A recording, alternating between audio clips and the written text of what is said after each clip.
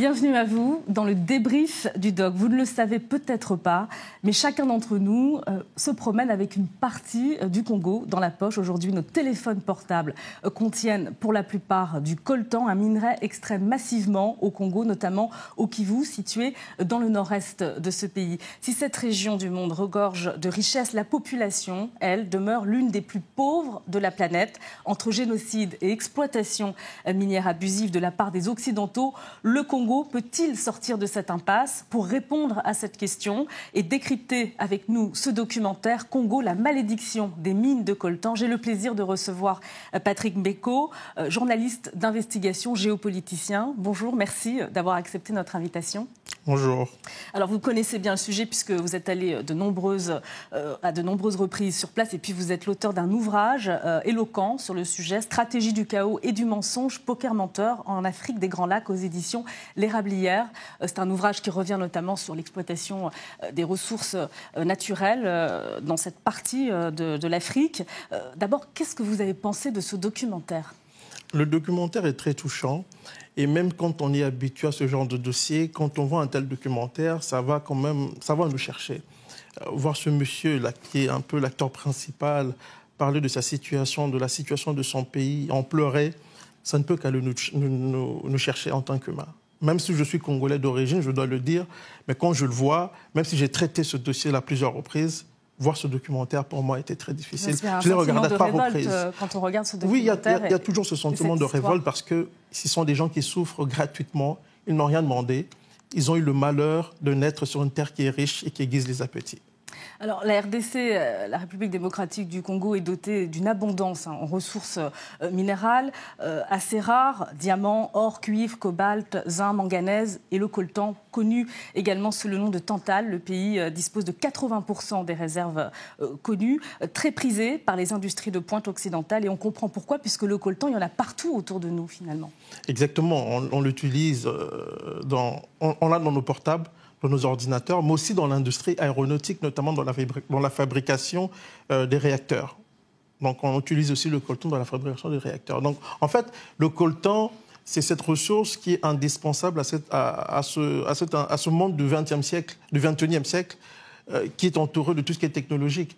On a besoin de coltan en tout et pour tout. D'ailleurs, ça nous entoure ici. Juste dans votre studio, on peut parler du coltan. Ça sent le coltan, votre studio. Alors, le coltan, malédiction, c'est un peu le titre de ce documentaire, mais c'est aussi une question qui se pose en Afrique, s'agissant des ressources naturelles. Malédiction ou bénédiction? Mais moi, je pense qu'il n'y a pas de malédiction. Ce sont des gens qui ont fait que le coltan devienne une malédiction pour les Congolais. À l'origine, c'est une matière première comme toutes les autres matières premières. Sauf qu'à partir du moment où il y a eu des intérêts qui pensent qu'ils doivent l'avoir à moindre coût, parfois gratuitement, ça devient une malédiction pour la population congolaise. Mais à l'origine, on ne peut pas dire que le coltan est une malédiction. Elle est devenue une malédiction à cause de certaines personnes, de certains intérêts qui veulent se l'approprier, c'est tout. Alors notre documentaire relève les conditions extrêmement rudes d'extraction du coltan. Avant d'en parler, je vous propose de regarder ce premier extrait pour bien comprendre la situation du Congo et les génocides perpétrés dans ce pays, mais aussi au Rwanda voisin. Regardez.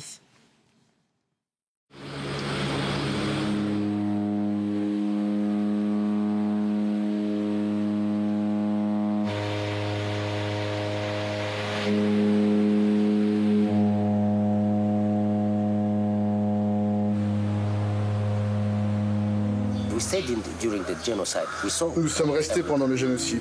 Nous avons tout vu. Personne ne pouvait croire qu'ils allaient tuer jusqu'à près d'1 million de personnes, uniquement parce qu'ils étaient Tutsis. J'étais dans le salon avec mes enfants. On jouait. Et puis 4 miliciens d'Interamwe ont débarqué. Ils étaient bien armés, ils avaient des fusils. Ils ont dit « Nous cherchons le serpent qui vit ici ». J'ai dit « Quel serpent ?» Quand elle a entendu les voix, elle a cru que c'était mes amis du groupe de musique. Elle a ouvert la porte de la cuisine et l'un d'eux a crié « Voilà le serpent que nous cherchons ». Alors ils l'ont tirée de la maison, ils voulaient la tuer avec les machettes. Les enfants étaient là et je leur ai dit « S'il vous plaît, au lieu de la tuer avec des machettes et des couteaux, Tuez-la avec des balles.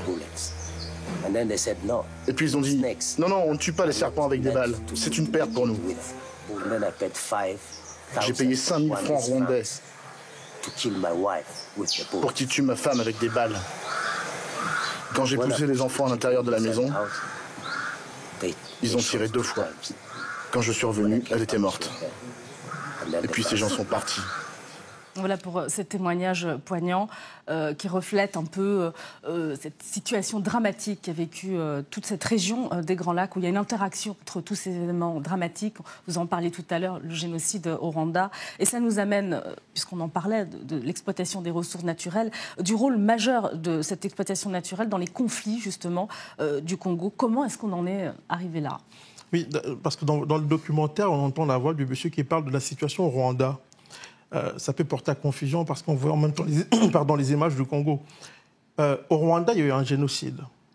Il y a eu des massacres. Entre 800 000 et 1 million de morts selon les Nations Unies. Il se fait que ce massacre s'est déroulé quand même au vu, au su de tout le monde. La communauté internationale n'a pas bougé. Pourquoi ? Parce que le conflit rwandais avait opposé 2 camps. Les rebelles Tutsis qui sont partis de l'Ouganda au pouvoir, majoritairement Hutus, qui étaient dirigés par le président Habyarimana. Le 6 avril, les rebelles Tutsis qui étaient soutenus par les États-Unis ont abattu l'avion transportant le président rwandais. C'est cet événement qui constitue l'élément déclencheur du génocide. À partir de ce moment, nous avons eu ce massacre. Que vont faire les États-Unis ? Ils vont refuser que l'ONU intervienne. Pourquoi ? Parce qu'ils ne voulaient pas que l'intervention des Nations Unies puisse gêner en fait, les rebelles Tutsis qui voulaient s'emparer du pouvoir. Et une fois que les rebelles Tutsis vont s'emparer du pouvoir, la prochaine étape sera le Zaïre, donc l'actuelle République démocratique du Congo. Parce qu'au fond, la guerre du Rwanda n'était pas dirigée contre le Rwanda. La guerre qui est partie du Rwanda en 1990 n'était pas dirigée contre le pouvoir rwandais, mais c'était contre le Congo. Le Zaïre, il faut l'expliquer, le rappeler, en tout cas, c'est le Congo Brazza et le Congo Kinshasa. Le Zaïre, c'est la République démocratique du Congo aujourd'hui. Donc la guerre qu'on a vue au Rwanda visait en fait la République démocratique du Congo. Et une fois que les rebelles Tutsis vont s'emparer du pouvoir, ils vont planifier maintenant la déstabilisation du Zaïre avec le soutien des États-Unis. Et c'est à partir de ce moment-là que la guerre va commencer en RDC à partir d'octobre 1996. Et dès les premiers jours de la guerre, on a vu les multinationales occidentales, notamment anglo-saxonnes, intervenir sur le terrain et signer des contrats avec des groupes rebelles qui étaient soutenus par le Rwanda. Donc, le processus de déstabilisation et de pillage des ressources naturelles a commencé à partir de ce moment-là. On a vu une multinationale qui s'appelle l'AMFI, qui était dirigée à l'époque par Jean-Raymond Boule, qui était proche de la famille Clinton. Donc ce sont ces gens-là qui vont s'emparer de la RDC, vont installer un système de prédation que l'on observe jusqu'à ce jour. Donc vous posez la question de l'implication présumée de certains pays occidentaux dans ces événements. Exactement, parce qu'il y a les États-Unis qui étaient impliqués, il y a le Canada, il y a la Grande-Bretagne. Quand on parle de coltan... On parle aussi de la France aussi, hein. Oui, du exactement. président Habyarimana, parce que son avion a explosé. Oui, parce que oui, exactement. Le rôle de la France est au niveau du Rwanda. Mais en RDC plus particulièrement, puisqu'on parle de la RDC, de pillage de ses ressources, on a vu beaucoup plus les pays anglo-saxons. Et ces pays avaient évincé la France, parce que cette guerre avait plusieurs objectifs. Il fallait contrôler les ressources du Congo, mais évincer la France, qui avait une influence très forte dans la région des Grands Lacs. Une fois qu'on l'a fait, les anglo-saxons avaient les mains libres pour contrôler les ressources de ce pays à travers le Rwanda et l'Ouganda, mais plus particulièrement le Rwanda. Et les rapports des Nations Unies sont très clairs à ce sujet. Les rapports des experts qui ont été mandatés par le Conseil de sécurité citent le Rwanda et l'Ouganda et tout le réseau d'élite qui a été mis en place. Et quel état des lieux vous faites aujourd'hui s'agissant de l'exploitation des ressources naturelles, notamment du coltan, puisque c'est le sujet de ce documentaire? Il continue. Le pillage du Congo des ressources naturelles continue, mais la forme a changé. On ne voit plus le Rwanda et l'Ouganda, on voit des groupes armés qui sont en fait téléguidés du Rwanda et de l'Ouganda. Et en arrière-scène, il y a toujours les multinationales, parce qu'il faut quand même rappeler que le coltan ne s'arrête pas au Rwanda. Il sort du Rwanda, il passe par le Rwanda pour aller aux États-Unis et dans les pays européens et asiatiques. Alors, le pays, la RDC, est aujourd'hui gouverné par le président Joseph Kabila.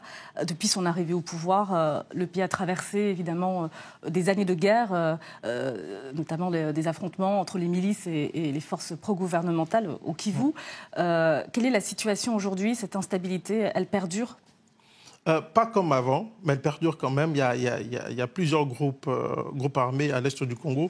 Mais il faut rappeler en même temps que le président Joseph Kabila, le président qui est aujourd'hui au pouvoir, est lui-même l'émanation de ce système de prédation. Parce que quand son père est arrivé, parce qu'au début c'était son père qui était arrivé dans les bottes, dans le fourgon du Rwandais de l'Ouganda, il a été assassiné parce qu'il avait refusé aux puissances occidentales le droit de faire main basse sur les richesses du Congo. Il a été assassiné et c'est le fils qui a pris le pouvoir. Et le fils est en fait l'émanation de ce système de prédation qui est mis en place. Tout le monde profite de ce système. Le pouvoir en place, les groupes armés, parfois c'est le gouvernement... Il semble isolé quand même aujourd'hui, oui. Internationale. Aujourd'hui, oui, parce qu'en 2007, le président Kabila a fait appel aux Chinois. Et cela a irrité les puissances occidentales qu'il avait placées à la tête du Congo. Puisque ces puissances considèrent la RDC et ses richesses comme les leurs. Donc, ils ont sanctuarisé le Congo et elles n'ont pas accepté. Et depuis son arrivée au pouvoir, l'évolution des conditions d'exploitation minière, c'est très dur. Est-ce qu'elles ont évolué Non, mais les demandes de la force, ce sont les Congolais, c'est la population congolaise qui souffre. Les gens sont obligés de travailler dans des conditions très difficiles. On le voit d'ailleurs dans le documentaire. Alors justement, on va regarder un nouvel extrait de ce documentaire. On parle du coltan de sang, mais c'est aussi le coltan de la honte. Regardez. Il n'y a pas un pantalon propre? Ceux-là sont tous sales.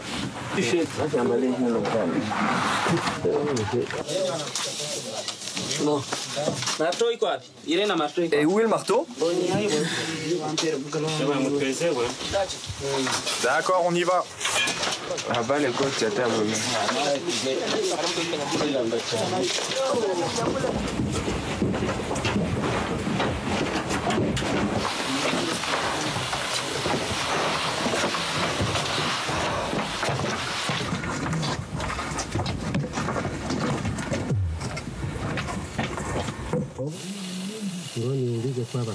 Regardez, c'est un très long couloir d'accès. On abat ce mur ou on va plus bas? Non, on descend encore.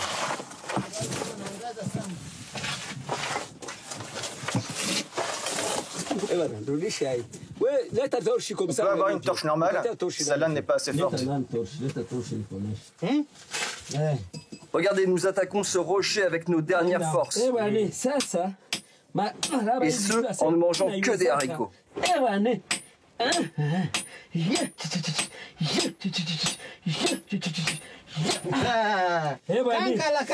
un rocher solide. Allez, verse de l'argent sur moi. Maître Ngbenko, les autorités congolaises acceptent ces conditions de travail Ils l'acceptent, ça ne pose pas quasiment inhumaines. Exactement, les autorités l'acceptent d'une certaine manière, parce que j'ai dit quand même qu'elles font partie du réseau de prédation qui a été mis en place par les puissances occidentales et leurs valets africains qui sont le Rwanda et l'Ouganda. Et il ne faut pas dissocier les autorités congolaises en fait, de ce système de prédation et de pillage qui a été mis en place.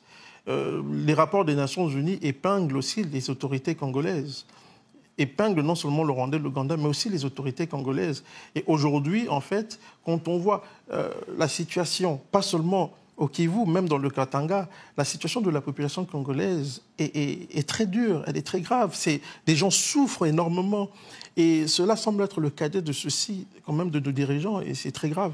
Alors pour eux, c'est la seule ressource possible de s'en sortir, travailler dans ces mines? Ils n'ont pas le choix, ils n'ont pas d'emploi, ils n'ont pas d'autre emploi. Donc ils vont travailler dans les mines, ils vont d'ailleurs revendre le produit de leur travail à des prix dérisoires, et ce sont les intermédiaires et les multinationales qui vont le vendre à des prix beaucoup plus conséquents. Alors à qui profite l'exploitation des mines? Quelles sont les filières? L'exploitation des mines profite aux pays occidentaux, à leurs multinationales, aux pays voisins que sont le Rwanda, l'Ouganda et au pouvoir congolais. Et donc, la filière principale, c'est le Rwanda. Aujourd'hui, d'ailleurs, il faut le dire, le Rwanda est le premier exportateur d'un minerai qu'il n'a pas dans son sous-sol. Et là, je parle du coltan. Et le Rwanda vient de mettre en place, en fait, une usine de traitement de coltan. Mais ce coltan vient d'où? C'est du Congo. Et tout le monde le sait. Et les Nations Unies l'ont documenté. Global Witness l'a documenté aussi. Mais personne ne bouge. Avec la complicité de qui, hein? Mais des puissances occidentales. Si on est capable d'épingler des États pour des crimes qui sont commis ailleurs, pourquoi est-ce qu'on se tait par rapport à tout ce qui se passe au Congo? Pourquoi est-ce qu'on se tait face au pillage de ressources du Congo? Tout le monde sait aujourd'hui que le coltan qui est exporté par le Rwanda provient du Congo, extrait dans des conditions que nous venons de voir. Et parfois, les opérations sont supervisées, et ça on ne le montre pas, par les troupes rwandaises sur place. Et au Rwanda, l'armée rwandaise avait créé un bureau qu'on appelait le bureau Congo pour superviser le fruit en fait, du pillage de ressources congolaises. Donc ça vous donne une idée. Bon, il y a quand même un rapport, vous l'avez signalé, un rapport onusien sur l'exploitation... Des rapports. Oui, sur l'exploitation des minerais. Quelle est la position des grandes multinationales? Parce qu'on sait que les plus grands clients de Total, c'est Samsung, Motorola, Nokia, Sony, pour ne citer que ces multinationales. Est-ce qu'elles ferment indubitablement les yeux? Elles ferment les yeux. Ou alors elles vont chercher à se justifier en disant non, on n'utilise plus le coltan congolais, puisqu'il y a des intermédiaires. Donc on n'est pas capable de voir qui se cache derrière. Donc alors on utilise plusieurs intermédiaires, mais au bout de la ligne, on sait que ce sont des compagnies minières, ce sont des compagnies, des grandes compagnies qui fabriquent des appareils portables, tout ce qu'on veut. Mais le problème, c'est une économie de prédation. Il faut le comprendre comme ça. Et ça fonctionne de cette manière-là. Ça implique tout le monde, des multinationales, des États occidentaux, parce que sans soutien politique, ces multinationales ne le feront pas. C'est parce qu'il y a un certain soutien politique qu'elles peuvent se permettre de faire ce qu'elles font au Congo et dans d'autres pays africains. En attendant, c'est la population congolaise qui est prise au piège. Exactement. Je propose de regarder ce nouvel extrait. Regardez, on extrait des minéraux pour les Blancs. Après, on les récupère et on les vend à Bukavu. On va dire qu'en arrivant, on pensait qu'on les vendrait $10 le kilo. Et eux, ils nous disent que le marché s'est effondré à Londres. Moi, je ne sais pas ce qui se passe à Londres. Alors maintenant, ils ne peuvent payer que $4 le kilo. Et moi, je n'ai pas le choix. C'est sans fin. Nous ne gagnerons rien si ce président reste au pouvoir. Les Blancs vont rentrer dans le jeu politique et le tueront.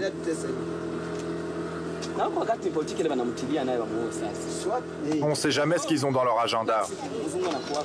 De toute façon, les Blancs élisent nos présidents, ils les mettent au pouvoir. C'est ça notre vie. Voilà, donc le coltan s'achète à des prix variables, mais il faut quand même savoir que le coltan affiche une progression de plus de 130% sur sa production en 2016. Ce sont des chiffres de la Chambre des mines de la Fédération des entreprises du Congo, des chiffres très récents, une hausse qui s'explique d'ailleurs par l'amélioration des prix. Et quand on voit ces conditions d'exploitation, on se pose la question de la réglementation en matière d'extraction des minéraux au Congo. Où est-ce qu'on en est à ce niveau ? Il y a eu aux États-Unis la loi Dodd-Frank. Obama avait passé une loi aussi à l'époque où il était sénateur, mais quand il est arrivé au pouvoir, il n'y a plus de suivi. La guerre a continué, l'exploitation des ressources naturelles a continué, et Obama n'a pas bougé. La loi Dodd-Frank essayait de faire un suivi au niveau de la traçabilité de ressources naturelles, mais elle ne remettait pas en question l'exploitation des ressources naturelles. C'est là tout le problème.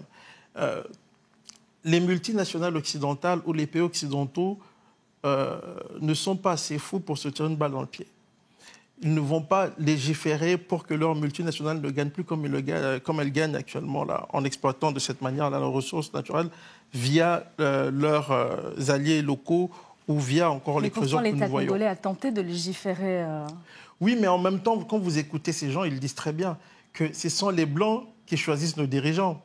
Je crois que ces gens ne sont pas des politologues, ne sont pas des spécialistes, mais ils ont compris l'essentiel. Ils ont compris que c'est tout un système, c'est toute une mafia, si on veut. Quand ils disent que ce sont les Blancs qui décident, ce sont eux qui choisissent nos dirigeants pour nous. Cela veut dire simplement qu'ils choisissent des garçons de course, des gens qui vont exécuter un agenda ou qui ne vont pas remettre en question, en fait, certaines manières de faire. C'est ce qu'ils disent, ces gens-là. Et on a beaucoup plus intérêt à les écouter qu'à écouter des experts, parce que je pense qu'ils résument nettement bien la situation du Congo aujourd'hui. Et vous vous souvenez du scandale des diamants de sang qui a conduit au processus de Kimberley. Exactement. Est-ce qu'on peut imaginer un processus un peu identique pour le coltan, notamment ? Oui, on peut l'imaginer, mais même quand on revient au processus de Kimberley, on se rend compte que ça n'a pas empêché quand même les diamants de sang de sortir de la Sierra Leone ou du Libéria. C'est ça le problème. C'est-à-dire qu'à chaque fois qu'on légifère, est-ce qu'on légifère pour mettre fin à ce système de prédation? Non. On légifère parce qu'il y a des pressions, il y a l'opinion publique, il y a tout ça qui compte. On peut le faire. Si on veut mettre fin à la situation catastrophique que traverse le Congo, on peut le faire du jour au lendemain. Il suffit de dire aux Rwandais, à l'Ouganda, c'est fini. Il suffit de dire à Kabila, stop. Il suffit de dire aux multinationales, on n'acceptera plus que vous procurez les ressources congolaises de cette manière-là. Et ça va finir. Mais personne n'a intérêt à le faire parce que, vous savez, c'est une affaire de gros sous. Quand on parle de Samsung, de Nokia, ce sont des compagnies, ce sont des multinationales qui font des milliards. Ce sont des milliards de dollars qu'il y a derrière. Alors, remettre en question ce système de prédation, c'est remettre en question, en fait, la manière dont toutes ces grandes multinationales ont construit leur fortune. Parce que derrière la misère des Congolais, c'est la fortune des grandes puissances, et ça, il ne faut jamais l'oublier. Et au niveau du consommateur, parce qu'indirectement, évidemment, le coltan, ce sont nos portables, etc. Donc il y a une prise de conscience au niveau de l'opinion publique qu'il faut en tout cas espérer. Il faut l'espérer, et moi je salue d'ailleurs votre initiative. En tout cas, ce genre d'émission va aller chercher le consommateur. Les gens doivent savoir, et moi compris, Congolais que je suis, j'ai des portables, j'ai tout ça, nous devons quand même savoir que notre mode de vie engendre des misères ailleurs. Donc à nous de chercher des alternatives. Nous devons chercher des alternatives, pas nous complaire dans ce système, dans ce mode de vie qui, bien que cela nous arrange, quand même fait mal à d'autres peuples ailleurs à travers le monde. Nous avons vu quand même des enfants de 5 ans là, qui transportent tout ça. Quand vous voyez des enfants congolais, pensez à vos enfants aussi. Regardez-les, dites-vous que est-ce que j'aimerais voir mon fils, ma fille travailler de cette manière? Est-ce que ces enfants doivent souffrir pour le bonheur de quelques-uns? C'est ce genre de monde que nous voulons. Ce sont des questions qu'il faut se poser aujourd'hui. Alors, vous parlez de souffrance. Je propose de regarder ce nouvel extrait. On retrouve Bernard, ce fixeur, pour qui l'avenir semble bien pessimiste. Je ne peux pas dire que nous, les Congolais, avons notre destin entre les mains. Non, car ceux qui profitent de nos minéraux, ce ne sont pas les habitants locaux, mais ce sont les pays occidentaux qui prennent tout. Ils s'enrichissent, tandis que nous devenons de plus en plus pauvres. J'ai peur même pour mes enfants, parce que dans ce système, ils resteront des esclaves pour toujours. Nous ne serons jamais assez puissants pour défier les pays occidentaux. Donc, notre avenir sera un avenir d'esclaves. Je ne pense pas que nos enfants soient en mesure de résoudre le problème que nous n'avons pas résolu. Voilà, donc c'est une nouvelle forme d'esclavage. On l'a bien entendu, la convoitise des richesses en RDC a un impact sur les populations, sur l'environnement aussi. Exactement. Et quand je vois ce monsieur, ça va me toucher en tant que Congolais, en tant qu'Africain, en tant qu'être humain aussi.